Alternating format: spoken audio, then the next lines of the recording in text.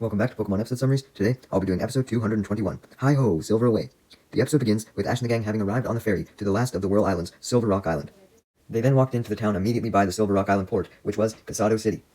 It was no wonder why Casado City was on Silver Rock Island, as everything seemed to be made out of silver, and even closely resembled the Silver Wing item that Ash and the gang had just received in the last episode. There were rings shaped like the Silver Wing, there were necklaces, there was even food in the shape of a Silver Wing, though hopefully it wasn't made out of pure silver, so it was fully edible. But yeah, it seemed like essentially everything in town depended on the Silver Wing, or at least silver in some way. Upon recognizing this, Ash figured that there would for sure be some sort of clue to the mysterious Pokemon in this town, since one of these silver items had to be linked to it in some way, much like the feather and the badge. As Ash was looking around for where this item may be, it was revealed that the entirety of the city was really dependent on silver, even economically, as a merchant then came up, requesting that Ash and the gang buy one of his pins designed in the shape of a Silver Wing, stating that they were made out of 100% silver in an attempt to persuade Ash and the gang to buy one, also stating that the silver was found directly here on Silver Rock Island. The merchant practically begs Ash and the gang to buy one of his pins, and they are about to oblige, as they were literally being pushed at this point. However, a woman then comes up and buys one first. However, she quickly breaks it in half, revealing that she only bought one so she could prove that the merchant was lying, because if the pins were made out of real silver, then they wouldn't have broke as easily as the pin just did. The merchant was severely angered about the woman breaking his pin. However, the woman retorted that if he complained anymore, then she would call the cops and expose him for his fake scam.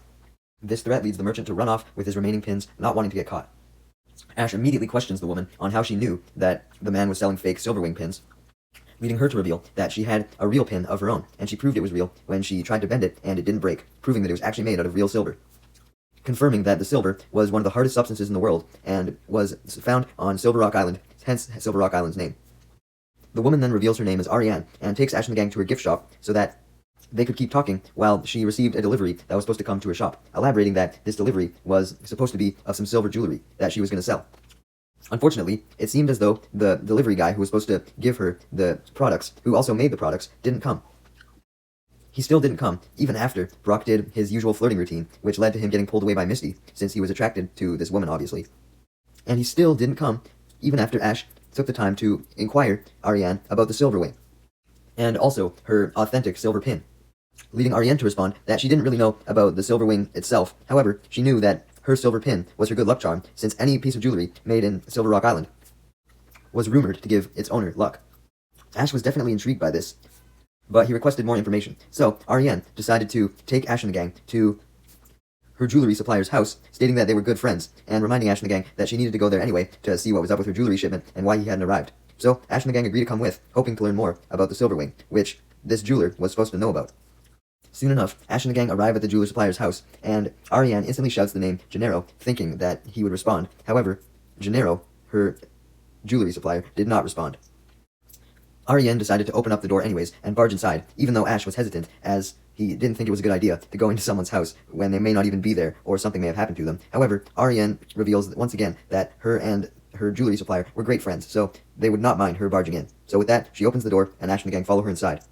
only to find no one. So Ash and the gang and Ariane decide to look around the room, looking for any clues as to where Gennaro may be, but since all the lights were off and it was dark as fuck, Ash ended up tripping. So Ariane suggested that they open up some windows to get some light in, and she did just that, which revealed that Ash had tripped on a Sandslash,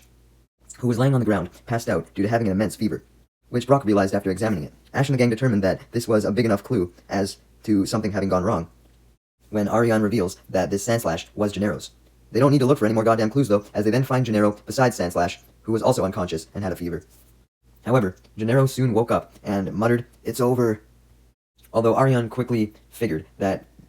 Gennaro and his Sandslash were either suffering from a cold or heat exhaustion, and therefore just needed some rest, and because of this illness, they were speaking nonsense, so she didn't think much of the "it's over" comment as she lifted Gennaro into bed and put a cold cloth on his head, while Brock did the same to the Sandslash and helped treat its sickness with some medicine. Because of this medicine, although it didn't initially seem like it, the Sandslash began to feel better, leading Gennaro to thank Brock for treating Sandslash, regretfully admitting that he was too busy to treat his Sandslash after it had developed a fever, and clarified that he was also too busy to treat himself when the same thing happened to him, since he was too preoccupied with making his silver sculptures. Ariane was annoyed by this, as she claimed that Gennaro should have put the priority of taking care of him and his Sandslash first, as opposed to working on his sculptures, which she called eyesores of statues. Gennaro rebutted that he was one of the best silver sculptors in the entire goddamn world, but Ariane just laughed, reminding him that this was definitely not the goddamn case, as she had seen several of his sculptures before, and it was the entire reason why she asked him for some silver in the first place, since she knew that he wouldn't be putting it to good use. Ash and Brock were shocked by Ariane's bluntness, but Misty, on the other hand, just smiled, indicating that she knew something was up. But she didn't say what. Misty smiled some more as Ariane changed her attitude towards Gennaro, offering to make him a meal to help him restore his energy, which Gennaro happily obliged to. Meanwhile, Team Rocket was walking through town, and just like Ash and the gang, they noticed how everything seemed to be made out of silver wings, or at least resembled them, and wondered why this was the case. This led James to read in his guidebook of the town, where it stated that silver wings were extremely rare objects, so therefore the town wanted to profit off of having objects that were based on them, since people would be enticed by them. This gives Jesse and Meowth the idea to try and steal all of the items that were being sold from all of the sellers so that they could sell them themselves for money, knowing that people would gladly buy them due to how rare silver wing-based stuff apparently was. The merchant proved their point as he then came up to Team Rocket, yes, the same one from earlier. He then requests them to buy his silver wing pins, just as he did with Ash and the gang, using the same reasoning as he did before, stating that they were made out of 100% silver. Also adding that any piece of silver jewelry made on Silver Rock Island would give them immense luck, adding that this included his pins. Team Rocket believe what the merchant said, and this just makes them want the silver wing pins for themselves even more, so that they could sell them, believing that they had more value than they originally thought. So they proceed to raid the merchant, stealing every single silver wing pin off of his tray and running off, wanting to sell them themselves. Of course unaware that they weren't actually valuable, because they were fakes. Meanwhile, back at Gennaro's house, Ariane had came back with the meal that she had prepared, and Gennaro immediately chowed down, although when he was finished, he was still bitter about Ariane insulting his sculpting, so he proceeded to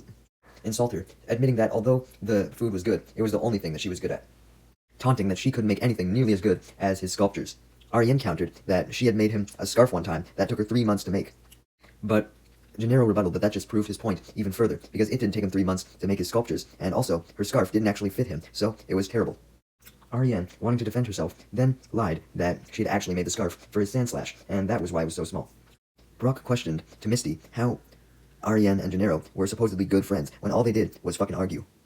leading Misty to reveal the reason why she had been smiling earlier, because she had realized that Gennaro and Ariane's bickering was because they liked each other, and that's usually what happened when people liked each other, was they tried to insult each other. Brock stated he didn't know this, leading Misty to make fun of him, stating that despite all of his simping attempts, he didn't know anything about love, which made Brock depressed. Ash was getting bored by both Gennaro and Ariane's bickering and Brock's depression, so he requested Ariane to let him see her silver wing pin so that he could examine it some more to entertain himself and perhaps find out some more clues about the mysterious Pokemon by looking at it. Ariane then saw it was getting late though, so she denied Ash's request, stating that she had to go back to her house, and she did so, leaving Ash and the gang alone with Gennaro. Gennaro, excited over Ash's interest in the silver wing, as he was obviously interested in silver as well due to his sculptures, invited Ash and the gang to stay over at his place for the night since it was getting late anyways, and he wanted to tell Ash a story that was related to the silver wing. Ash and the gang instantly accepted Gennaro's offer to stay at his house, and Gennaro didn't even have to ask Ash if he wanted to hear the story about the silver wing, as Ash immediately brought up the silver wing to him, asking if he knew why everyone in town was so obsessed with it, stating that Ariane had told him that he might know. Gennaro stated that this was the perfect segue for him to explain his story, explaining that he knew a legend that was related to the silver wing, that had been told to him by his great-great-great-great-grandfather. He explained that the story went as follows. One day, a crew of sailors were sailing through a massive-ass storm with lightning and everything that caused a huge wave that in turn caused their boat to crash, tipping into the water and almost sinking, as the crew tried desperately to move the water out of the boat. However, all seemed futile as the boat was going down, and it was eventually entirely flooded, knocking all of the crew and their water Pokemon, such as Golduck and Wartortle, out of the boat and into the open sea. They thought they were going to drown, especially when a mysterious whirlpool appeared out of nowhere. Soon, though, the whirlpool then extended up into the sky, as a mysterious Pokemon could be seen inside the whirlpool, and immediately put both the whirlpool and the storm to an end, although kept itself hidden inside the whirlpool the entire time so that the ship crew couldn't see it. However, when the Pokemon disappeared with the storm, it did leave behind one piece of evidence of its existence, being none other than a silver feather, which the ship crew excitedly grabbed as they were holding on to broken pieces of their boat to keep themselves from drowning. Once the sailors told all the townsfolk of the time of the glowing silver wing that they had saw, and how it had appeared right after they had been miraculously saved, this, of course, was what led all of the townsfolk to believe that the silver feather was a sign of luck. Ash was obviously very interested by this story, and pleaded Gennaro to tell him some more information, but Gennaro revealed that he didn't have much more, only knowing that he had heard from some of his previous ancestors who had passed down the story to him, that the sailor's ship had crashed near an island known as Ogi Island, which was a little mini island that could coincidentally be accessed through the tunnels here on Silver Rock Island. Upon hearing this, Ash and the gang, interested in finding out more about the Silver Wing, declared that their next destination was going to be the tunnels on Silver Rock Island so they could get through to Ogie Island. Although, Gennaro reminded them that they should set off in the morning as it was getting late, and told them they should get some rest. So, Ash and the gang obliged as they went to sleep by Gennaro. During the night, Pikachu woke up while he was sleeping though, and immediately noticed that Gennaro wasn't in his bed. So, Pikachu woke up Ash to alert him about this, and Ash then wakes up Brock and Misty as they all decide to go and look for Gennaro outside. Ash and the gang eventually found Gennaro out in his sculpting workshop, working with his Sandslash as he had to use Sand Attack on a silver wing pin to give it an extra glow, which he compared to the glow of the moon. He still wasn't quite happy with it though, so he had Sandslash use Sand Attack a few more times. Right as Ash and the gang questioned why Gennaro was working on a silver wing pin anyways, leading Gennaro to reveal that tomorrow was Ariane's birthday and he wanted to give her a gift as a surprise. Also stating that he wanted to give her this pin as a declaration of his love, stating that he planned to propose to her with it. Also admitting that he had loved her since they were kids. Misty smiled, happy that her assumption of Gennaro actually liking Ariane was right, and assuming that Ariane must have liked him back as well. Gennaro just didn't know it. Brock, on the other hand, was far from smiling, as he was depressed at the fact that he now had competition for Ariane's heart, and was worried that Gennaro was obviously going to win. Ash, on the other hand, simply questioned why Gennaro was making Ariane a silver wing pin as a gift when she already had one of her own. This leads Gennaro to clarify that he was actually the one who had made that silver wing pin for her, but explained that it was his first pin that he ever made, so he was not proud of it, and wanted to give Ariane a better one that wasn't missing a piece, like hers was. Misty wished Gennaro good luck with proposing to Ariane, stating her assumption that Ariane would say yes. However, Gennaro had his doubts, being very concerned, as he was nervous and he didn't know what to say to her when he was going to give the gift and propose to her. Ash and Misty give him some encouragement, with Misty suggesting that he should just tell her how he feels and be completely honest, and Ash encouraging him by stating that he was sure that Gennaro could do a better job at talking to women than he could. Also adding that he could definitely do a better job than Brock could, which made the already depressed Brock even more depressed. Gennaro then requested that Ash and the gang support him when he went to approach Ariane tomorrow, and Misty and Ash happily agreed, although Brock initially tried to pretend that he didn't just hear Gennaro's request, as he didn't want to help his competition win over Ariane. However, he eventually agreed to support Gennaro after Ash and Misty glared at him. The next day, Gennaro got ready to propose, as he put on a white tuxedo and bought some flowers to give as an additional gift, along with the silver wing pin, which he had since put in a cute little box with a bow tie. As they all walked around town looking for Ariane, though, Gennaro revealed that he was still afraid of not knowing what to say to Ariane, and was terrified that he would fumble things. His Sandslash tried to comfort him, but Gennaro just continued to make fun of himself, stating that he looked ridiculous in his white tuxedo, and acknowledged how he thought he had no chance with Ariane. He was so discouraged that he decided that he was just going to give up and go the fuck home, as he ordered his Sandslash to come with him. Ash and Brock tried to forcibly pull him back to stop him, but Gennaro resisted their pulls and continued walking away, but stopped when Misty yelled at him, shouting, "Stop!" and demanded that he simply stop being a wimp and go up to Ariane and tell her how he really feels, assuring him that he'd feel much better if he just got it over with already, and informed him that she had just spotted Ariane walking down the street, so now was the best time to go up to her. Thankfully, Misty was able to convince Gennaro, and he began to walk up to her, although right as he approached her, a strong wind began to blow, and it sucked all of the Silverwing items in town up from the ground and into none other than Team Rocket's Meowth balloon through a vacuum they had set up, which Ash and the gang, Gennaro, and Ariane found out when they looked up into the sky, and immediately saw Team Rocket performing their motto while wearing some of their new items that they had acquired, stating that they now felt extremely lucky that they would be able to beat Ash and the gang and escape, since they had the silver items, as they then showed them off, taunting that the townsfolk would never get them back. Team Rocket weren't done sucking up all of the silver items yet though, as they only had some of them, so they proceeded to turn their vacuum onto a higher setting so they could get the job done quicker. Ariane tried to stop some of the items from going into the vacuum, but Gennaro feared that Ariane may get sucked up as well, so he ran off after her. But unfortunately, he tripped due to the strong speeds of the vacuum, and as a result, the box that contained his silver wing pin that he had made had fallen out of his pocket and got sucked into the vacuum. Ariane was obviously unable to retrieve any of the items before they went into the vacuum, so Team Rocket had now collected them all, so they began to make their escape, flying away in the Meowth balloon, although Ash didn't let them escape, and followed them, along with Brock, Misty, Ariane, and Gennaro.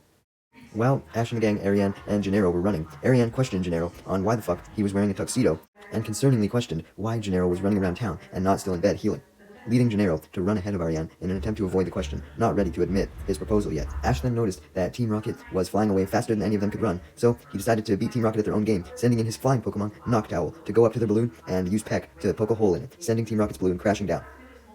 allowing Ash and the gang to catch up to Team Rocket and demand that they give all of the silver jewelry back. Team Rocket obviously declined and stated that they wouldn't go down without a fight, as they sent out their Arbok and Weezing. Ash ordered Pikachu to use Thunderbolt instantly, but before Pikachu could get the Thunderbolt off, Weezing used Smokescreen. blinding Pikachu, which not only prevented him from using Thunderbolt, but stopped him from being able to run away, allowing Arbok to use Poison Sting on Pikachu. Since Pikachu still couldn't run away, or couldn't see well enough to launch any attack and counter, Arbok and Weezing then continued to attack, as they attacked at the same time, with Arbok using Poison Sting again, and Weezing using Sludge. However, before these attacks could make contact with Pikachu, Gennaro and Ariane then caught up with Ash and the gang, and Gennaro had his Sandslash use Sandstorm, which was able to reflect the Sludge and Poison Sting back at Arbok and Weezing, successfully shielding Pikachu like Gennaro had planned. Ariane wanted to help out too, but since she didn't have her own Pokemon, she decided to command Gennaro's Sandslash, believing that it would listen to her since her and Gennaro were such good friends. So she commanded Sandslash to use Swift, and it did, although Gennaro gave Ariane a look of surprise, stating that he was just about to order Sandslash to use Swift, surprised that they were on the same wavelength. Anyways, when Sandslash used Swift, this caused Arbok and Weezing to be knocked back, as they then landed on Team Rocket, knocking them down. With Team Rocket down, Ash then finished Team Rocket off by having his Pikachu finally use Thunderbolt, as the smoke had cleared by this point, and the Thunderbolt not only sent Team Rocket blasting off, but destroyed their vacuum in the Meowth balloon, which freed all of the Silverwing objects, although it caused them to break, revealing the Silverwing objects to mostly be fake, insinuating that it wasn't just the merchant who was trying to scam everyone in town, but there were a whole bunch of other people who were trying to scam people as well, and as a result, a lot of people had ended up with false Silverwing objects. Aside from the fake Silverwing objects, though, the vacuum obviously also released the little box that contained Gennaro's gift for Ariane. However, he still hesitated to give the gift to her, as he was still a nervous wreck, fearing that he would fumble. However, after more of Ash, Misty, and a reluctant Brock's support, Gennaro finally gets the courage to at least go up to Ariane, and tries to hand her the gift, although when he talks to her, he unfortunately stutters, just as he feared. Thankfully, though, his Sandslash steps in and stomps on him, stomping on his foot, and also pokes him to snap him out of his nervousness. Enough for him to say that he had a present for Ariane, and then give it to her.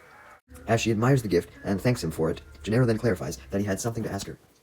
Upon seeing the gift, though, Ariane already knew what Gennaro wanted to ask her, knowing that he probably wouldn't have put this much effort into something if he didn't truly love Ariane. So she cut him off before he could ask the question, stating that she wanted to marry him, and asked him if he would marry her. This angered Gennaro, as he was mad that he didn't get to ask her first, blaming his goddamn nervousness. Upon seeing how much this proposal, and wanting to prove that he had the balls to propose to her mattered to Gennaro, Ariane told him to simply try and propose again, and she would act as if she didn't already know what Gennaro wanted to ask. So Gennaro tried to propose to her formally, although he fumbled, being nervous still, stuttering many times, leading Ariane to finish the proposal for him. This pissed off Gennaro even more, leading Ariane to apologize, as she stated that the only reason why she had cut him off was because she wanted to make fun of him and tease him like she had during their whole friendship, clarifying that she had only done so as a sign of affection, leading Gennaro to admit that all of his insults towards her were done out of affection as well. They both laugh about this, as Ariane actually lets Gennaro propose to her this time, promising not to cut him off no matter what. And upon Ariane saying this gave Gennaro more confidence, and he was able to formally propose to Ariane without stuttering, leading Ariane to of course accept, meaning the two were now engaged. Yay! As Brock cried, heartbroken that he had missed out on his chance to be the one to marry Ariane, Ariane and Gennaro laughed again, as a sign of relief that they had finally revealed their feelings to each other. However, as they both laughed, they then proceeded to make fun of each other's laughs, realizing that even while they were engaged, their primary form of affection would still be making fun of each other. Ash and the gang, Ariane, and Gennaro then returned to Gennaro's house, where Ash and the gang wish Gennaro and Ariane luck in their engagement, and also wish them eternal happiness, stating how happy they were for them, with the exception of Brock, of course. Before Ash and the gang say their goodbyes and depart, Ash reminds Gennaro of how he wanted to go to Ogi Island to find out more about the Silver Feather and the mysterious Pokemon, revealing that he had saw it before. This leads Gennaro to inform Ash and the gang of where the tunnels leading to Ogi Island were located, as Ash and the gang then set off, saying goodbye to Gennaro, Ariane, and Sandslash. Ash and the gang then arrive at the caves and go through them, which in turn led them to some underwater tunnels. As they walked through, Misty remarked how the tunnel was dark and creepy, and Brock was skeptical that a tunnel like this could lead them to an entirely different island such as Ogi Island. Ash, however, was very confident that they would get to Ogi Island and learn more about the Silver Feather and Silver Wings and shit, and Ash's enthusiasm was enough to convince Misty and Brock, as they then emerged from the tunnel onto a cliff, where they decided to take a little break and enjoy a nice breeze. While they were relaxing, though, Ash and the gang then spotted a Pikachu with its back turned to them in the grass. They questioned what a Pikachu was doing up on a cliff like this, when the Pikachu then turned around, and Ash and the gang immediately were shocked, as they had recognized it as a Pikachu they had seen before, specifically Sparky, Richie's Pikachu. Yes, that's right. Remember Richie, the person that Ash lost to in the Indigo League? Well, it seems as though he was coming back.